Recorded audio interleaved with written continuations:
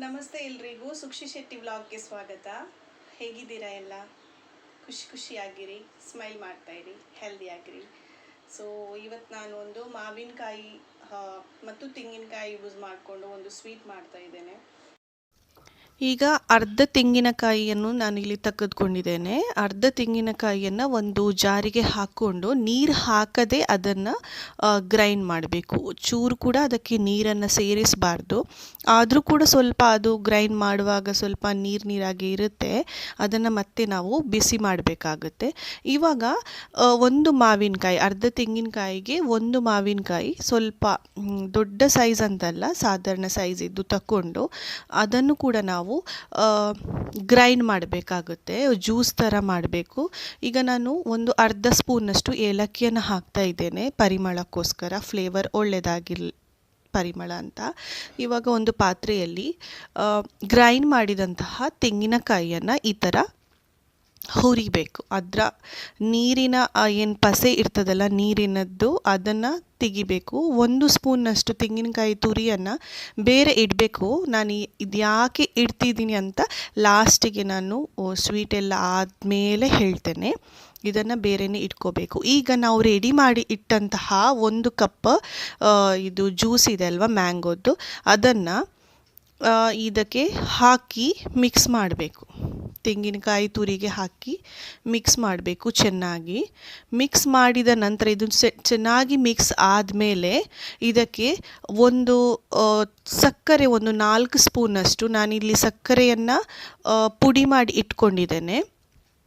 4 ಸ್ಪೂನ್ನಷ್ಟು ಸಕ್ಕರೆಯನ್ನು ನಾನಿಲ್ಲಿ ಹಾಕ್ಕೊಂಡಿದ್ದೇನೆ. ನಿಮಗೆ ಎಷ್ಟು ಬೇಕು, ಸ್ವೀಟ್ ಜಾಸ್ತಿ ಬೇಕಾದರೆ ಜಾಸ್ತಿ ಕೂಡ ಹಾಕ್ಕೋಬೋದು. ನಾನಿಲ್ಲಿ ತುಂಬ ಸ್ವೀಟ್ ಬೇಡ ಅಂತ ಹೇಳಿ ಒಂದು 4 ಸ್ಪೂನ್ನಷ್ಟು ಸಕ್ಕರೆಯನ್ನು ಯೂಸ್ ಮಾಡ್ಕೊಂಡಿದ್ದೇನೆ. ಈಗ ಇದು ಸಕ್ಕರೆ ಕೂಡ ಅದರಲ್ಲಿ ಮಿಕ್ಸ್ ಆಗುತ್ತಲ್ವ, ಆವಾಗ ಸ್ವಲ್ಪ ನೀರು, ಸಕ್ಕರೆ ಬಿಸಿ ಆದಾಗ ನೀರಾಗುತ್ತಲ್ವ, ಸೊ ಇದು ತುಂಬ ತೆಳುವಾಗುತ್ತೆ.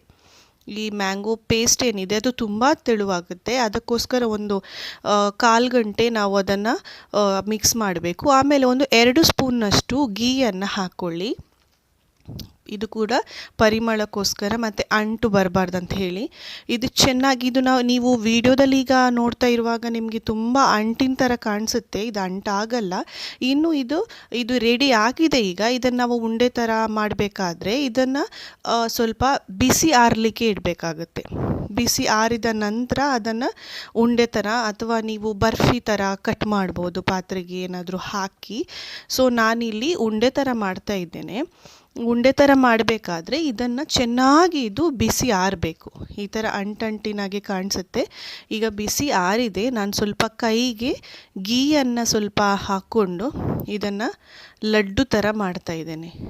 ನಾನು ಹೇಳಿದೆಲ್ವ ಮೊದಲು ನಿಮಗೆ, 1 ಕಪ್ಪಲ್ಲಿ 1 ತೆಂಗಿನ ತುರಿಯನ್ನು ತೆಗೆದಿಟ್ಟುಕೊಳ್ಳಿ ಅಂತ ಹೇಳಿ. ಸೊ ಯಾಕೆ ಹೇಳಿದಂತ ಹೇಳಿದರೆ, ಈ ಥರ ಉಂಡೆ ಮಾಡಿಕೊಂಡು ಅದನ್ನು ತೆಂಗಿನ ತುರಿಗೆ ಮಿಕ್ಸ್ ಮಾಡಬೇಕು. ಅದು ತಿನ್ನಲಿಕ್ಕೆ ಕೂಡ ಖುಷಿಯಾಗುತ್ತೆ. ನೀವು ಬೇಕಾದರೆ ಸಕ್ಕರೆ ಪುಡಿನೂ ಕೂಡ ಮಿಕ್ಸ್ ಮಾಡ್ಬೋದು. ನನಗೆ ಸ್ವೀಟ್ ಜಾಸ್ತಿ ಬೇಡ ಅಂತ ಹೇಳಿ ನಾನು ತೆಂಗಿನ ತುರಿಯನ್ನು ಮಿಕ್ಸ್ ಮಾಡಿದೆ. ತುಂಬ ಟೇಸ್ಟ್ ಆಗುತ್ತೆ ನಿಜವಾಗ್ಲೂ. ಅದು ಇವಾಗ ತೆಂಗಿನಕಾಯಿ ಮತ್ತು ಮಾವಿನಕಾಯಿಯನ್ನು ಇಟ್ಕೊಂಡು ಮಾಡಿದಂತಹ ಲಡ್ಡು ರೆಡಿ ಆಗಿದೆ. ತುಂಬ ಚೆನ್ನಾಗಿದೆ, ನೋಡಲಿಕ್ಕೆ ಕೂಡ ತುಂಬ ಚೆನ್ನಾಗಿದೆ, ತಿನ್ನಲಿಕ್ಕೆ ಕೂಡ ತುಂಬ ಕ್ರಿಸ್ಪಿಯಾಗಿದೆ.